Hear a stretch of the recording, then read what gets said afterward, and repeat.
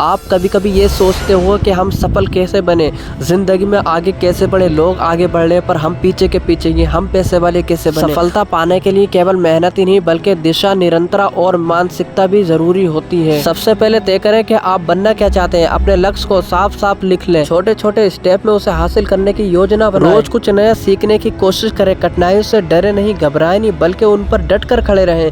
जो काम करें उसे पूरा करने की कोशिश करें। एक सोच वाले लोगों के साथ समय बिताएं, जो सफल है उनसे सीखें और उनकी किताबें पढ़ें। काम में सच्चाई रखें, दूसरों का सम्मान करें और खुद को भी सम्मान दें। ये कहानी है उत्तर प्रदेश के रहने वाले ईमानदार राशिद की। राशिद एक गरीब और मुस्लिम परिवार से था। उसके अब्बू एक दर्जी की दुकान चलाया करते थे और अम्मी घरों में काम करती थी। स्कूल के बाद अपने अब्बू की दुकान पर बैठता और सिलाई में मदद कराता। एक दिन दुकान पर एक अमीर आदमी आया और अपना कोट सिलवाने को दिया। की जेब में गलती से 10,000 रुपए थे जो उस आदमी को याद नहीं रहा। जब राशिद ने जेब चेक करी तो पैसा देखकर चौंक होया। उसने अपने अब्बू को दिखाया। उसके अब्बू बोले, बेटा ये अमानत है, अगर हम इसे रख ले तो अल्लाह हमसे नाराज हो जाए। दूसरे दिन वही आदमी आया, बहुत परेशान था। राशिद ने मुस्कुराकर पैसा लौटा दिया। आदमी ये देखकर बहुत खुश हुआ और कहने लगा, आज के दौर में तो ऐसे ईमानदार बहुत कम है। और बोला, तुमने मेरा भरोसा फिर से कायम किया। उसने राशिद की पढ़ाई का पूरा खर्चा उठाने का वायदा कर लिया। आज राशिद एक सफल इंजीनियर है और अपने गांव के बच्चे को मुफ्त में पढ़ाता है। उसकी सच्चाई और सब्र ने उसे अल्लाह की रहमत से नवाजा। हर कोई चाहता है कि सफल होना, लेकिन बहुत कम ही लोग सफल होते हैं। जलना यानी त्याग करना, नींद का आराम और दोस्तों का मनोरंजन। जब तुम सो रहे होते हो कोई और उसी वक्त मेहनत कर रहा होता है। जब तुम कह रहे होते हो कि कल से शुरू करूंगा,